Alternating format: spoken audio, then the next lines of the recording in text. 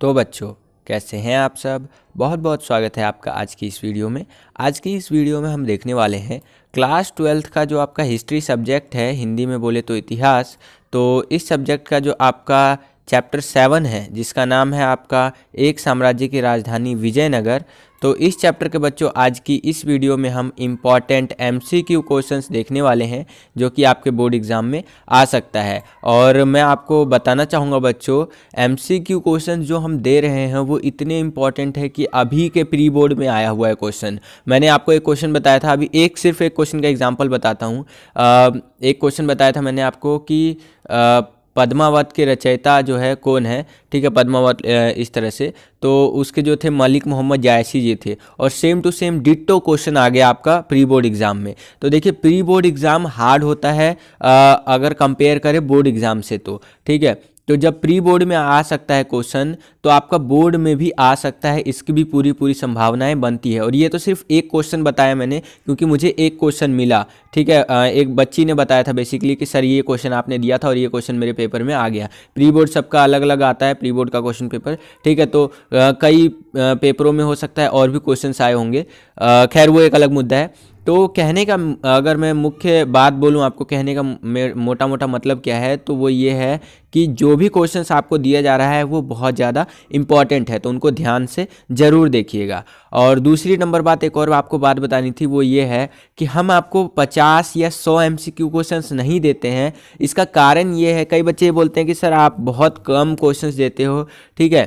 तो इसका क्या कारण है ये बताइए। इसका कारण ये है ना बच्चों कि देखिए, अगर मैं आपसे बात करता हूँ इम्पॉर्टेंट, ठीक है, तो इम्पॉर्टेंट का मतलब सिर्फ इम्पॉर्टेंट देना होता है। ये नहीं कि मैं आपको पूरा बुक दे दूं, 50 MCQ क्वेश्चंस दे दूं, 100 MCQ क्वेश्चंस दे दूं, 500 MCQ क्वेश्चंस दे दूं, ठीक है, और बोल दूं कि ये इंपॉर्टेंट है। ऐसे तो पूरा बुक ही इंपॉर्टेंट है, पूरा बुक ही पढ़ लो ना, ठीक है। मेन टाइम पे बता रहा हूँ, ऐसा नहीं, मैं इस चीज़ को प्रमोट नहीं करता और ना ही इस चीज़ को बोलता हूँ कि आप सिर्फ इंपॉर्टेंट क्वेश्चंस के भरोसे रहो, ठीक है। इंपॉर्टेंट क्वेश्चंस एक तरह से आप इसको इस तरह से भी समझ सकते हो कि लंगड़े को लाठी का सहारा या बैसाखी का सहारा कह सकते हो। जिसने अभी तक ज़्यादा नहीं पढ़ा है, इंपॉर्टेंट क्वेश्चन उसके लिए होता है, ठीक है। अब मैं इस चीज़ को ज़्यादा प्रमोट करना पसंद करूंगा कि आप NCERT पढ़ो, लेकिन NCERT पढ़ने का भी एक टाइम होता है। अगर अभी आप NCERT पढ़ने जाओगे तो काफ़ी लेंदी हो जाएगा और सब कुछ खिचड़ी पक जाएगा, जिसने अभी तक ज़्यादा नहीं पढ़ा है, ठीक है। तो और जिसने अभी तक पढ़ लिया NCERT, वो भी अगर MCQ questions, important MCQ questions या इंपॉर्टेंट क्वेश्चंस देखता है, तो उससे उसका ये एक फ़ायदा हो जाता है कि एग्ज़ाम में उसके और अच्छे मार्क्स आने की संभावना होती है, ठीक है। तो ये मोटा मोटा कुछ बातें थी जो आपसे करना था। आई होप कि आपको ये बातें समझ में आई होगी। चलिए अब हम MCQ क्वेश्चंस को देख लेते हैं एक एक करके, ठीक है, जो इस चैप्टर से निकाले हैं मैंने आपके लिए। तो देखिए, पहला क्वेश्चन जो है आपकी स्क्रीन पर देख पा रहा होगा, यहाँ पर मैंने लिया है आपके लिए कि विजयनगर साम्राज्य की स्थापना कब हुई थी, ठीक है। तो अगर हम लोग विजयनगर साम्राज्य की बात कर रहे हैं, तो उसकी स्थापना क्या 1336 में हुई थी, 1340 में हुई थी, 1338 में हुई थी, या फिर 1350 में हुई थी, ठीक है। तो इसका जो सही उत्तर होना चाहिए वो होना चाहिए 1336, ठीक है। इस टाइम पे अगर हम लोग विजयनगर साम्राज्य की बात कर रहे हैं तो स्थापना का डेट जो है देखा गया था इतिहासकारों के अनुसार, ठीक है। आगे चलते हैं। अगला है हमारा दूसरा क्वेश्चन है, आप अपनी स्क्रीन पर देख पा रहे होंगे कि विजयनगर का पहला वंश जो था, राजवंश, वो कौन सा था। चार ऑप्शन है आपकी स्क्रीन पर, आप देख पा रहे होंगे बच्चों। पहला है आपका सुलुभ वंश, दूसरा है आपका संगम वंश, तीसरा है आपका तुलुभ वंश, और चौथा है आपका अराविदु वंश, ठीक है। तो इस क्वेश्चन का आंसर जो है बच्चों आपको कमेंट सेक्शन में देना है, ठीक है। मैं हर एक कमेंट रीड करता हूं, और आज के लिए सिर्फ यही एक क्वेश्चन जो है आपका होमवर्क है। इस क्वेश्चन का आंसर आपको किसके अंदर देना है, कमेंट सेक्शन के अंदर देना है, ठीक है। तो कमेंट सेक्शन के अंदर इसका आंसर जरूर दीजिएगा। आगे चलते हैं बच्चों, थर्ड क्वेश्चन देख लेते हैं। MCQ क्वेश्चन हमारा वो है, देखिए आपको स्क्रीन पर दिख पा रहा होगा कि विजयनगर राज्य की जो थी नींव किनके द्वारा रखी गई थी। तो चार ऑप्शन आप अपनी स्क्रीन पर देख पा रहे होंगे बच्चों। पहला आपका हसन गंगू जी, दूसरा है आपका परागतम प्रथम जी, तीसरा है आपका कृष्णदेव राय जी, चौथा है आपका हरिहर और बुक्का जी। तो विजयनगर जो साम्राज्य था उसकी नींव किसके द्वारा रखी गई थी? आपको पता है कि अगर कोई भी घर बनता है या कोई बिल्डिंग बनती है, कोई भी इमारत बनती है, तो सबसे पहले उसका क्या करा जाता है? सबसे पहले उसका नींव रखा जाता है। ठीक है, नींव रखने के बाद ही ना उसके ऊपर जो है सो कि इमारत ऐसे करके इस तरह से इमारत बनेगा इतना बड़ा, क्योंकि नींव मजबूत होनी चाहिए। ठीक है, तो इसी तरह से जो विजयनगर साम्राज्य था आपका, ठीक है, तो उसकी जो नींव थी वो किसने रखी थी? वो रखी थी हरिहर और बुक्का ने। ठीक है, आई होप कि आपको क्लियर हो गया होगा। तो फोर्थ वाला जो है ऑप्शन भी ये सही होगा। आगे चलते हैं बच्चों, अगला प्रश्न देख लेते हैं। फोर्थ क्वेश्चन आप देख सकते हैं यहाँ पर कि मंदिरों से संबंधित गोपुरम थे। अब मंदिरों से संबंधित बात कर रहा है गोपुरम के बारे में विजयनगर साम्राज्य के संदर्भ में।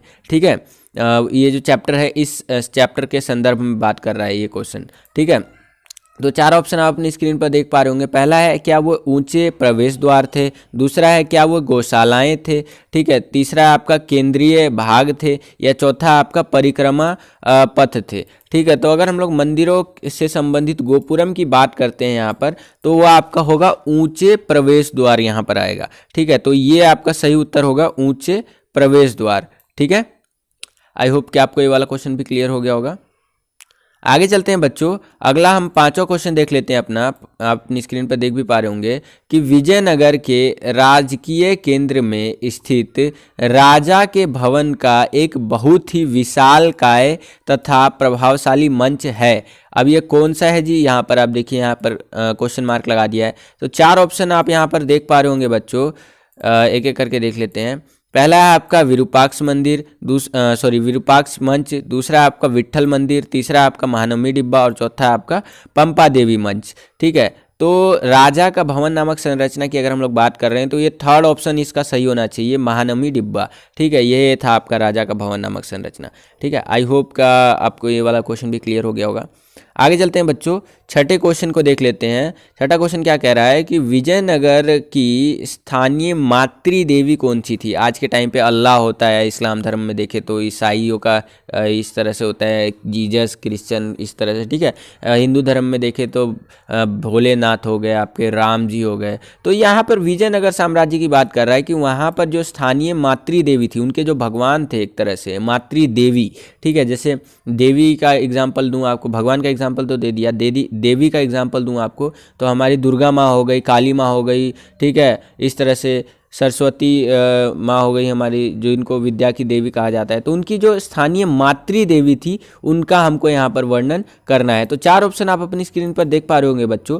पहला है आपका पार्वती जी, दूसरा है आपका दुर्गा जी, तीसरा है आपका लक्ष्मी जी, चौथा है आपका पंपा देवी जी। ठीक है, तो यहाँ पर जो सही उत्तर मेरे को लग रहा है वो है इसका चौथा वाला, पंपा देवी जी। ठीक है, आई होप कि ये वाला क्वेश्चन भी आपको समझ में आ गया होगा। चलते हैं अपने 7वें क्वेश्चन की ओर बच्चों। 7वां क्वेश्चन आप अपनी स्क्रीन पर देख पा रहे होंगे कि विजयनगर शहर का एक महत्वपूर्ण जलाशय है। ठीक है, कौन सा है भाई महत्वपूर्ण जलाशय? 4 ऑप्शन यहाँ पर भी आप अपनी स्क्रीन पर देख पा रहे होंगे बच्चों। पहला है आपका नागपुरम जलाशय, दूसरा आपका कमलपुरम जलाशय, तीसरा आपका नगलपुरम जलाशय और चौथा है आपका उपरोक्त सभी। तो जो आपका कमलपुरम जलाशय है बच्चों, यहाँ पर आप सेकंड ऑप्शन देख पा रहे होंगे, ये वाला इसका सही उत्तर है। ठीक है, कमलपुरम जलाशय महत्वपूर्ण जलाशयों में से एक था आपका विजयनगर, अगर हम लोग शहर की बात कर रहे हैं तो। ठीक है, तो आई होप कि 7वां क्वेश्चन आपको क्लियर हो गया होगा। आगे चलते हैं बच्चों, अगला क्वेश्चन अब हम देख लेते हैं।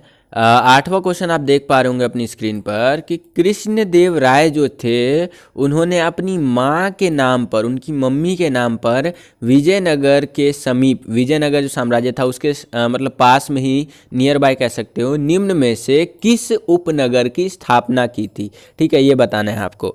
तो देख लेते हैं 4 ऑप्शन क्या क्या दिया हुआ है। 4 ऑप्शन आप अपनी स्क्रीन पर देख पा रहे होंगे। पहला है आपका नगरपुरम, दूसरा है आपका कमलपुरम, ठीक है, तीसरा आपका नगलपुरम, ठीक है, चौथा है आपका इनमें से कोई नहीं। तो जहाँ तक आपका उस स्थान की बात करें तो वो था आपका नगलपुरम। ठीक है, इसकी जो है सो कि अपनी माँ के नाम पर जो है इस स्थान की जो है एक तरह से रचना करवाई थी। ठीक है, तो ये था आपका 8वें का क्वेश्चन का आंसर। और बस बच्चों यही था आज का ये वीडियो। आई होप कि ये वीडियो आपको पसंद आया होगा बच्चों। और अगर आप हमारे टेलीग्राम ग्रुप में जुड़ना चाहते हैं तो 12वीं का हमारा टेलीग्राम ग्रुप भी अवेलेबल है। आप यहाँ पर जो है सो कि डिस्क्रिप्शन में आपको लिंक मिल जाएगा, उस लिंक पे क्लिक करके आप जो है सो कि टेलीग्राम ग्रुप में जुड़ सकते हैं। ऑलरेडी देख सकते हैं 452 मेंबर हो चुके हैं, अभी 452 बच्चे जो है सो कि जुड़ चुके हैं हमारे टेलीग्राम ग्रुप में। तो आप भी जुड़ सकते हैं फ्री ऑफ कॉस्ट। और यहाँ पर टेलीग्राम ग्रुप में आप देखेंगे बच्चों, तो यहाँ पर आपको फ्री में नोट्स वगैरह भी और जितने भी इंपॉर्टेंट नोटिफिकेशन है वो सारी चीज़ें प्रोवाइड करवाई जाती है। ठीक है, तो बस बच्चों आज की इस वीडियो के लिए इतना ही। मिलता हूँ आपसे अगली और एक्साइटिंग वीडियो में, तब तक के लिए खुश रहिए, खुश रखिए सभी को। जय हिंद, वंदे मातरम।